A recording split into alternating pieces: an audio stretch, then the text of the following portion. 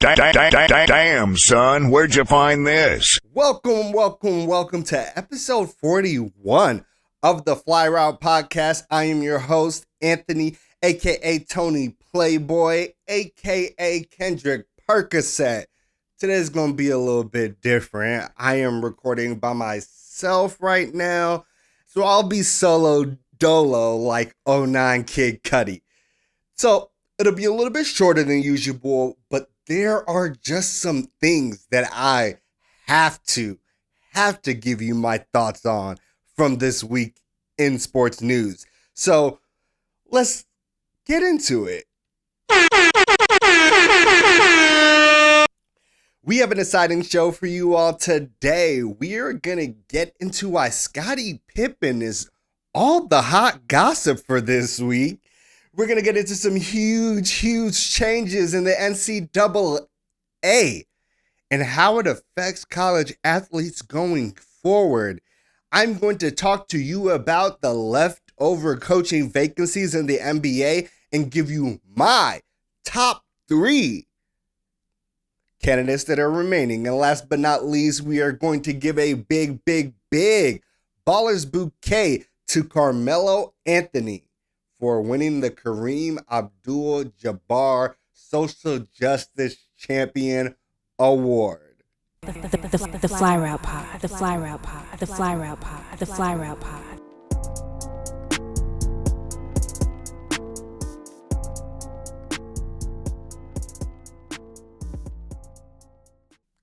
Welcome to the Tee Off. Ooh, spill that tea, sis. This is how I like to start the show off. I like to spill some tea on our favorite athletes and some of the crazy situations they get themselves into.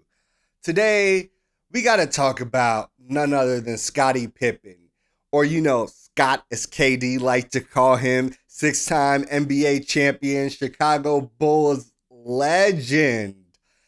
And the guy who probably signed the worst contract in NBA history, if y'all don't remember from The Last Dance, in 1991, he signed an 8-year, $18 million contract. This was before there were like league minimums, maximum contract lengths, and to give you some perspective about how horrendous this contract was, in 1999, Scottie Pippen signed a 5-year, $67 million contract with the Houston Rockets. So why is a certified NBA legend lashing out and becoming the subject of our tee-off? It's pretty easy, actually. Scottie Pippen is promoting 2 things. The first is a new bourbon line, and the second is a book that is supposed to be his tell-all about being part of the Chicago Bulls dynasty and a little bit of a rebuttal to The Last Dance because he did not appreciate the way MJ portrayed him during the documentary. So what does Scottie do? The first is his little beef with KD. It's the least interesting part of this thing, but it should give us an idea where we need to start. So the first thing that happens for Scottie is that he's giving a GQ interview. This GQ interview is supposed to be promoting this bourbon brand that we talked about. And he compares KD to LeBron James. And he said KD tried to do too much, and that's what lost him the game. He couldn't get his teammates engaged and elevate them the way LeBron James could. And LeBron James would have been able to, he implies this, take that Brooklyn Nets team further.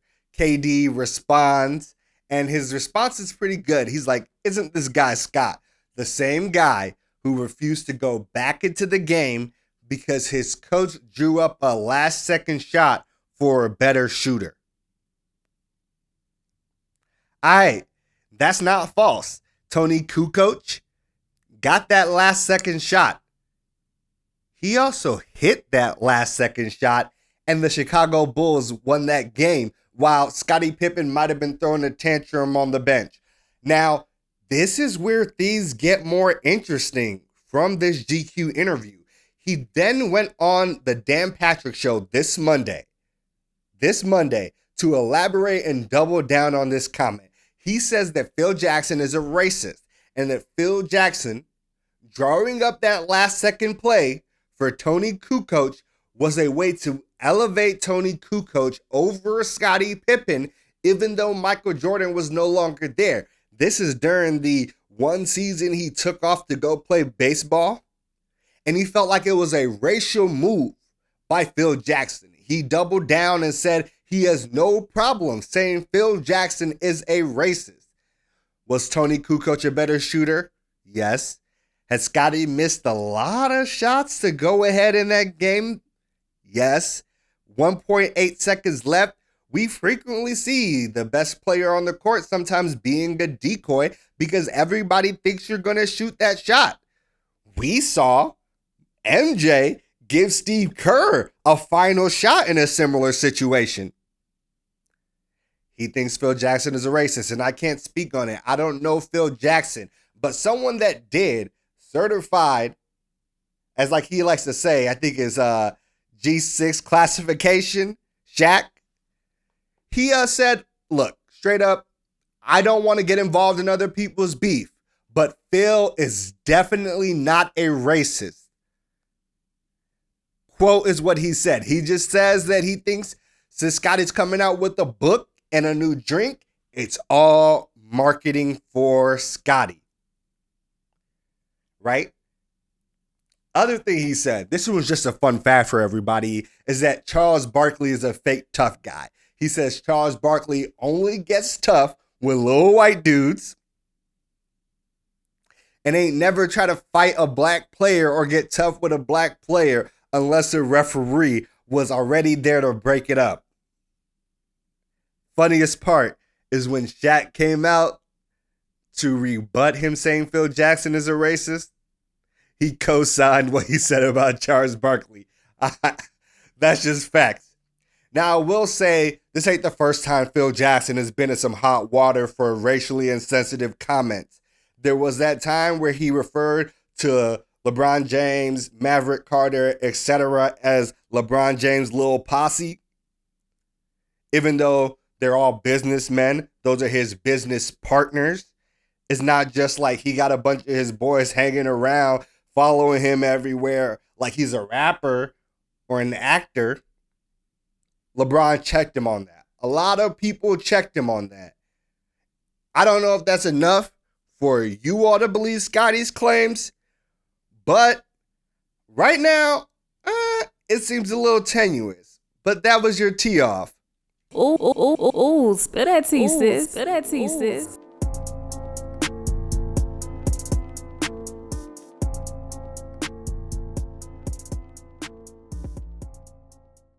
Y'all, it's Tony Playboy. All right. We got to get into the NCAA. We touched on this a little bit in some past episodes, but the Supreme Court recently gave a scathing, unanimous decision that the NCAA and their entire business model is grossly illegal. And I want to say the right-wing pro-business members of the court even went as far to say that in literally any other industry, the NCAA's model would be and would have long been illegal and struck down. So what happens here? The NCAA is trying to get out in front of future litigation because that's the most important part of the Supreme Court case, is that it has crushed the NCAA's defense of amateurism, i.e., these players aren't professionals, so they can't be paid, they can't benefit from their likenesses, we get full financial control over them, etc. So the NCAA makes some changes because the easiest way to understand the Supreme Court ruling was the next case to hit, the precedent is set for that lower court to tell the NCAA it's time to go. So what did the NCAA do? I'm going to tell y'all. The first thing is they will now allow athletes to benefit from their name, image, and likeness beginning today when we are recording. It is Thursday. And basically, It doesn't matter where the school is located, they can benefit from it. They are allowed to do any endorsements they want, but for the most part, they have to report them and be upfront with the NCAA about them. That is the big change. There's no need to get into the weeds for it. Now, the most important part of this is they believe that this policy still preserves their "we are not pay for play." I will quote this from their statement. It also reinforces key principles of fairness, integrity across the NCAA and maintains rules prohibiting improper recruitment inducements. So, what does that mean? First thing it means, you got to think about the stories that we have heard in the past, like Zion getting a house, a bunch of money under the table from the team, from boosters, etc. All those things are still illegal. All those things can get your eligibility taken away, etc. But now what is okay is that you can have endorsements. I by far personally believe this has created the biggest loophole for all the major college stars and even some of the smaller ones that schools want to recruit. Now, booster programs, coaches, etc. can funnel players' endorsements if they like, because all the endorsements are legal. Which means if we have a local car dealership, loves the team, really active in the community, well, okay. Coach is like, look, you come over here, you play for college U, just, average example. And, this car dealership is going to put you in a commercial. They're going to drop 20 bands on you, and they're going to put you in an Escalade. Were we doing all of this already? Obviously. Is it easier to do this now in a way that can't impact the team negatively or the player and their eligibility? Yes, facts. And a couple of key things happen here that I want to touch on. Most importantly is same day that this happened, Miami quarterback Eric King got 4 sponsorship deals immediately. He has one with the Wharf, Murphy Auto Group, weird considering the example I just gave you all, Dreamfield, College Hunks, and Moving Company. The total of all of these endorsements are kind of unknown, but literally just the College Hunks Moving Company endorsement is worth $20K. Man just hit $20K in 13 hours. He also set up a website. He's going to sell apparel, signed memorabilia, all of these things featuring a logo that he set up. And I need to stress this because it's not like King is one of the foremost, most popular college athletes in the nation. He goes to Miami, right? Imagine what the kids that go to Bama are going to get. Ohio State, Michigan. I absolutely love this. It has been going on far too long, and I feel like this is a watershed moment, and the NCAA will continue to give up ground from here on out going forward, and you gotta love to see it.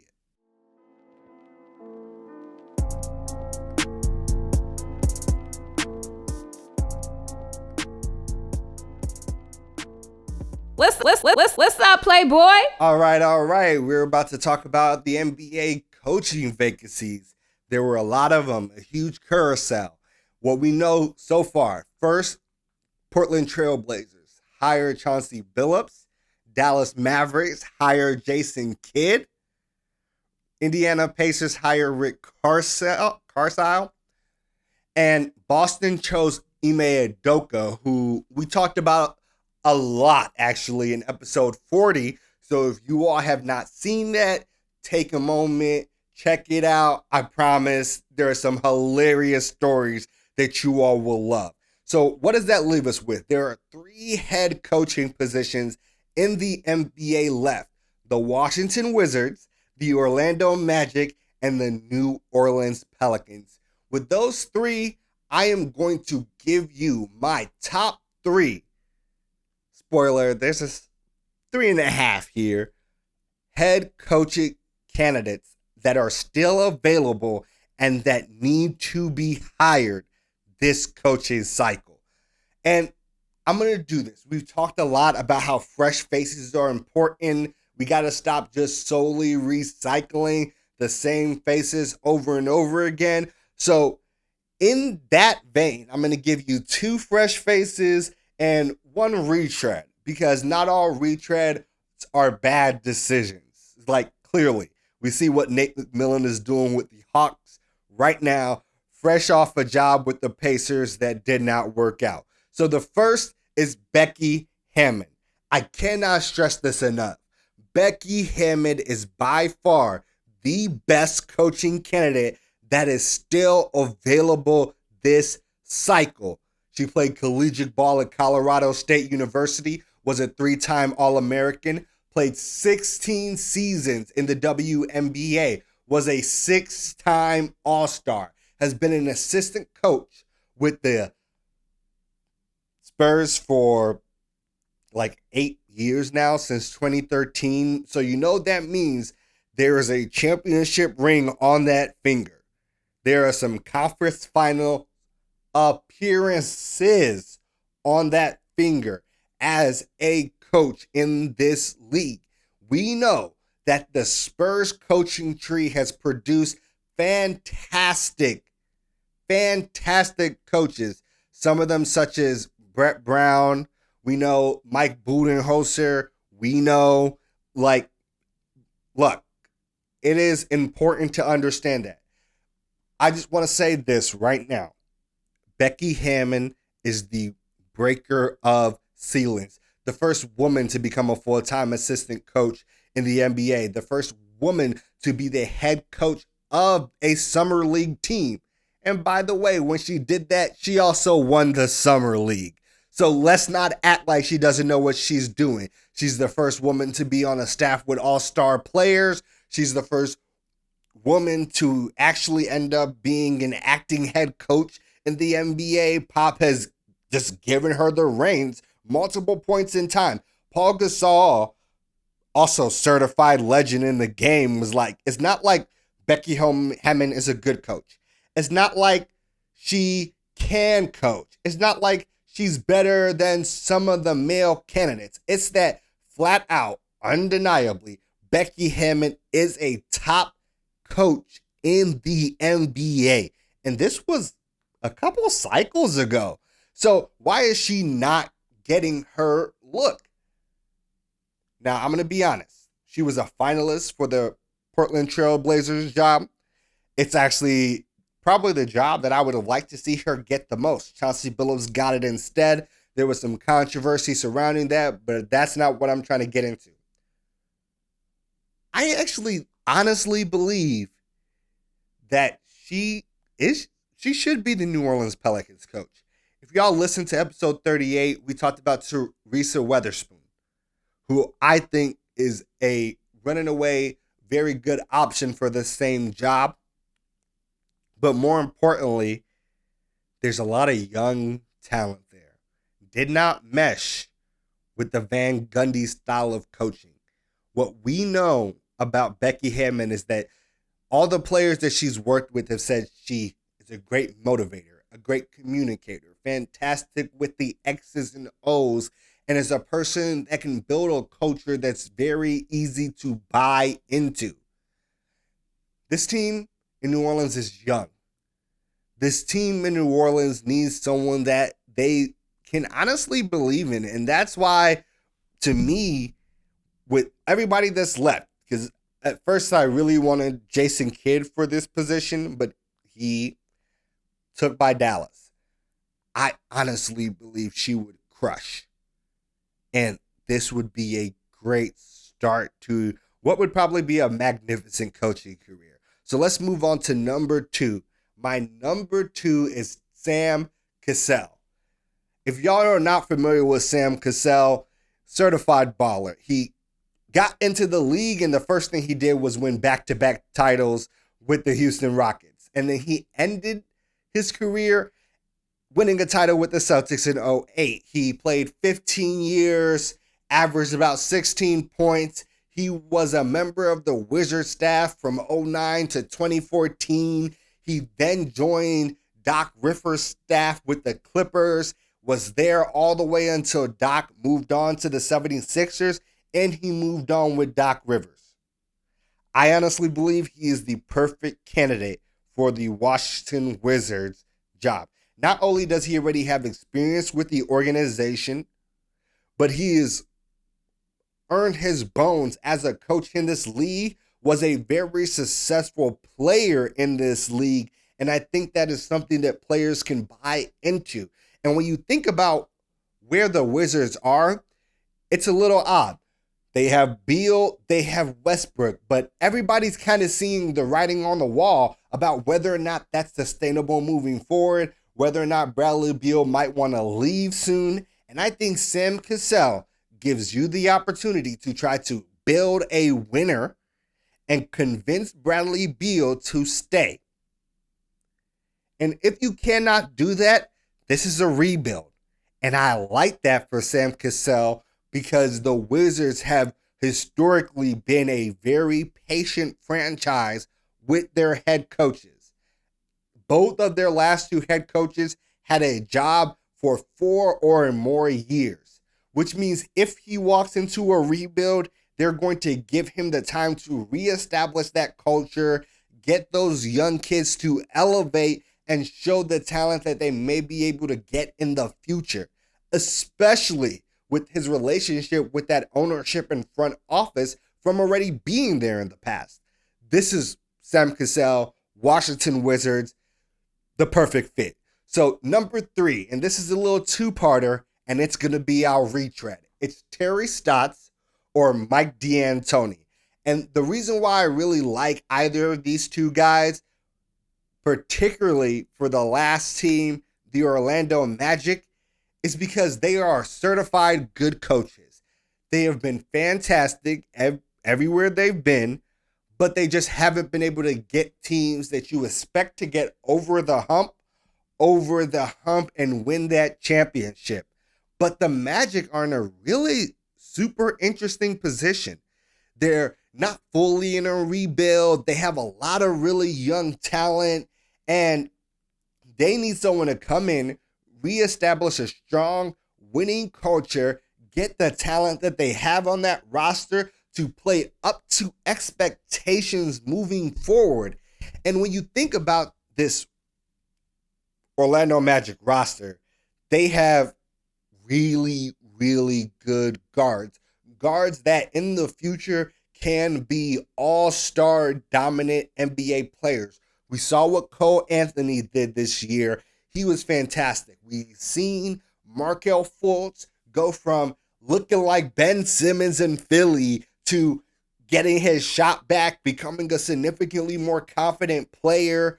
They also have RJ Hampton, who can be a 2 or undersized 3, who had a lot of potential and hype coming into the draft last year, was a trade piece to get Anthony Gordon over to Denver.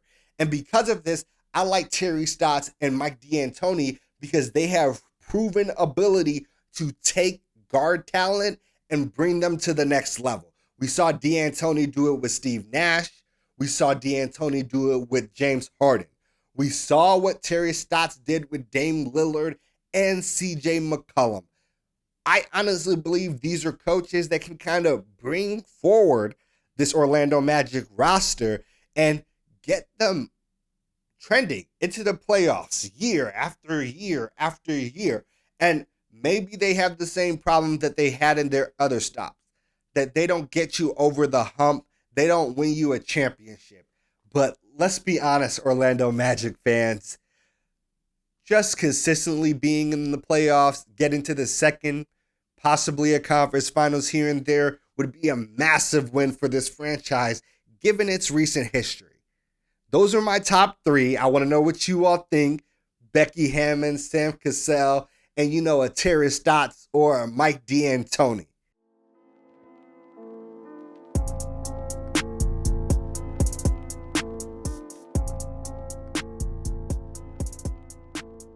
What's up, Playboy? All right. Let's get into the final segment of the show, the heart of the show, Ballers Bouquets.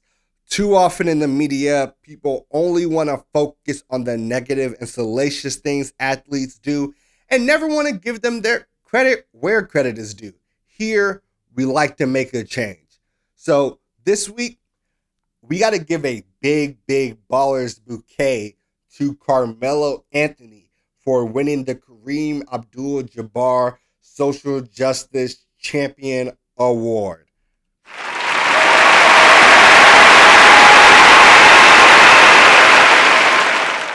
Now check it out. He was one of the many finalists, some other finalists. If you saw episode, I want to say 38, Juan Toscano Anderson from the Golden State Warriors, we gave him a shout out for his contributions that also made him a finalist. However, Melo did win this award, and he was selected for his dedication over the past year to pursuing social justice and advancing Abdul Jabbar's life mission to engage, empower, and drive equality for individuals and groups that have been historically marginalized or systematically disadvantaged. And because of this, he was given $100,000 to a charity of his choice. He chose the Portland Art Museum's Black Arts and Experience Initiative. This is huge. And now he will be able to, in coordination with Abdul Jabbar, develop a trophy for this award that will be given each year to the winner of the award. They're going to work with a team of diverse designers, which is something I absolutely love about the NBA's decision here. Is a team of diverse designers will work with Kareem and Melo to design a trophy that they think embodies the ethic of what this award means. So the reason why he got this award is for actually a huge set of things that he did. The first thing he did was he partnered with Chris Paul and Dwayne Wade to create a social change fund. The social change fund addressed social and economic injustice facing Black communities to break down discriminatory barriers. He also championed these critical issues through this fund to do things such as expand access to voting and civic engagement, increase Black representation in government, build economic equity in key communities that are in a disadvantaged area by adding more money to investments in education, employment, wage increases, and housing. Now, y'all know what we do here, but wait, there's more. Look, Anthony then partnered with a 94-year-old activist named Opal Lee in March of this year to raise awareness around Juneteenth and lobby the government to make Juneteenth a national holiday. Now, I know y'all probably had that little corporate conversation where they were like, oh, we care about Juneteenth now. You're getting the day off. You can thank Melo for that, as well as Opal Lee and a host of other Black activists that made that push and created real change in our society. There's still more. Now, look, he also helped push the Trailblazers to launch a Trailblazer Racial Injustice Initiative, which provided over $200,000 in funding to Portland area organizations that were fighting systemic racism. So they're doing a host of great things. I honestly believe that you should look into these causes. These are definitely key initiatives that by far have not done all they can to make change in this society, but are a massive step forward. And that is this week's Ballers Bouquet. It's a Playboy affair. Yo, all right. That is it for episode 41 of the Fly Route Podcast. Wherever you're listening, if it's YouTube, Apple Music, Podchaser, Spotify, we so dearly appreciate you. And let us know what you think. This is my first episode rocking by myself. I want to hear what y'all think about it. What things would you change, etc. Hit us up on Facebook, Instagram, at the Fly Route Pod. Send us an email theflyroutepod@gmail.com. And we'll see y'all next week.